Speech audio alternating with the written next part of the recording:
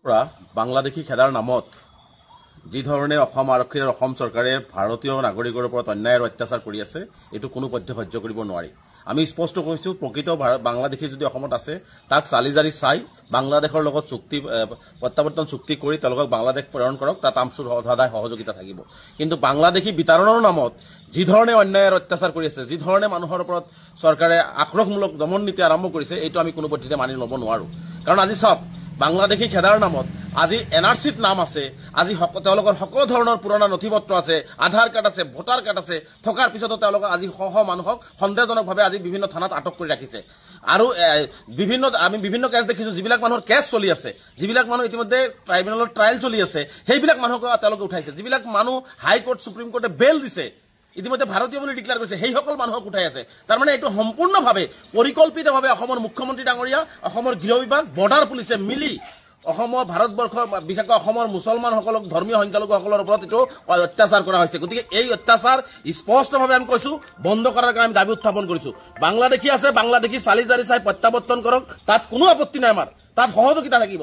কিন্তু প্ৰকৃত ভাৰতীয় নাগৰিকৰ ওপৰত আজি গুৱাহাটীত আজি দেখিছো যে ৰাতি কথা নাই, বতৰা নাই, কোনো কেছ নাই, কোনো নোটিছ নাই, তাৰপিছত তেওঁলোকক উঠাই আনিছে। খোৱা পানী এটোপাল তেওঁলোকক দিবৰ কাৰণে পৰিয়ালে মানে বিচাৰিছে, সেই খোৱা পানী টোপাল তেওঁলোকক দিয়া হোৱা নাই।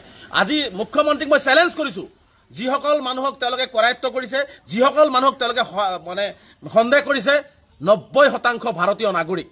আজি ডিটেনশ্যন কেম্পত থকা, মই আগতে কৈছো যে মুখ্যমন্ত্ৰীক মই প্ৰত্যাহ্বান জনাইছো, বৰ্ডাৰ পুলিচক প্ৰত্যাহ্বান জনাইছো, শ্বেতপত্ৰ প্ৰকাশ কৰক, তেওঁলোকক ভালকে আইনী সাহায্য দিয়ক, তাৰে 90%তকৈ বেছি মানুহ ভাৰতীয় নাগৰিক হিচাপে প্ৰমাণিত কৰিব পাৰিব।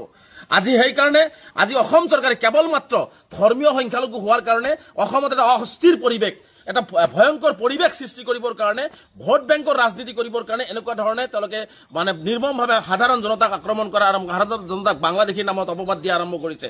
আজি বিভিন্ন কেছ চলি আছে, সেই কেছ চলা মানুহক তেওঁলোকে উঠাব নোৱাৰে। NRCত তেওঁলোকৰ নাম আহিছে, সেইবিলাক মানুহক তেওঁলোকে উঠাই আনিব নোৱাৰে। যিবিলাক মানুহ ইতিমধ্যে ফৰেনাৰ্ছৰ পৰা তেওঁলোকে স্বদেশী ডিক্লেয়াৰ হৈছে, কোৰ্টে ডিক্লেয়াৰ কৰিছে, তেওঁলোকক কোনো পদ্ধতিতে পুলিচে উঠাব নোৱাৰে। কিহৰ ভিত্তিত, কি তথ্যৰ ভিত্তিত অসম আৰক্ষীয়ে, বৰ্ডাৰ পুলিচে উঠালে? আজি বহু মানুহক নোটিছ দিয়া হোৱা নাই, নোটিছ নিদিয়াকে তেওঁলোকক মানে ফৰেনাৰ ডিক্লেয়াৰ কৰি মানে তেওঁলোকক এপ্টিকটলৈ পঠাই দিয়া হৈছে। আজি 2013 চনত, 14 চনত, 15 চনত বহু মানুহ তেওঁলোকে ভাৰতীয় হিচাপে কোৰ্টে তেওঁলোকক স্বীকৃতি দিছে, তাৰপিছত আকৌ নতুনকে তেওঁলোকক নোটিছ নিদিয়াকে তেওঁলোকক ফৰেনাৰ বনাই দিয়া হৈছে।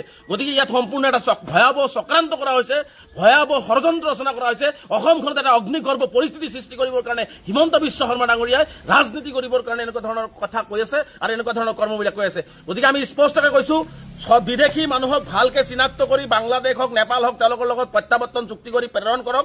কিন্তু এই যে যিটো নিৰ্মম অত্যাচাৰ, যি ধৰণে এটা ভয়ংকৰ পৰিৱেশ ৰচনা কৰিছে, এইটো অসম চৰকাৰ, বৰ্ডাৰ পুলিচে বন্ধ কৰিব লাগে, স্পষ্টভাৱে বন্ধ কৰিব লাগে।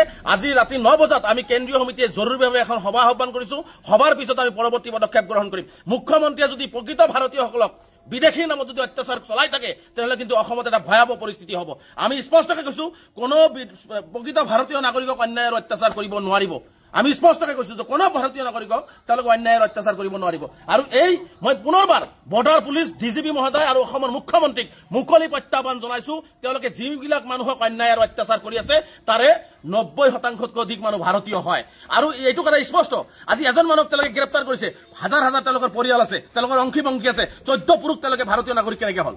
যদি এজন মানুহ বিদেশী হয়, তেওঁলোকৰ বংশী কেনেকে তেওঁলোকে অসমৰ বাসিন্দা হয়, ভাৰতৰ বাসিন্দা হয়, ভাৰতীয় নাগৰিক হয়? এই জবাব অসমৰ মুখ্যমন্ত্ৰী দিব লাগিব, ইয়াৰ উত্তৰ DGP মহোদয় দিব লাগিব। গতিকে সেইকাৰণে স্পষ্টভাৱে মুখ্যমন্ত্ৰীক কৈছো, এই ধৰণৰ নিৰ্মম অত্যাচাৰ, এই ধৰণৰ নাটক মুখ্যমন্ত্ৰীয়ে বন্ধ কৰক, অন্যথাই কিন্তু অসমত এটা ভয়াৱহ পৰিস্থিতি হ'ব। আৰু ইয়াৰ বাবে সম্পূৰ্ণ গৃহ বিভাগ, অসমৰ মুখ্যমন্ত্ৰী জগৰীয়া হ'ব। আৰু আমি আজি 9 বজাত আমি কেন্দ্ৰীয় সমিতিৰ বিশেষ জৰুৰী সভাৰ পিছত আমি পৰৱৰ্তী পদক্ষেপ গ্ৰহণ কৰিম। কোনো পদ্ধতিতে ভাৰতীয় নাগৰিকৰ অত্যাচাৰ সহ্য কৰা নহ'ব আৰু বিদেশীৰ লগত আপোচ কৰা নহ'ব। বিদেশী যদি আছে, চালি জাৰি চাই, পুংখানুপুংখ কাগজ পাতি চাই তেওঁলোকক সকলো ধৰণৰ ব্যৱস্থা কৰি বিদেশলৈ প্ৰেৰণ কৰক, আমচুৰ সহযোগিতা থাকিব।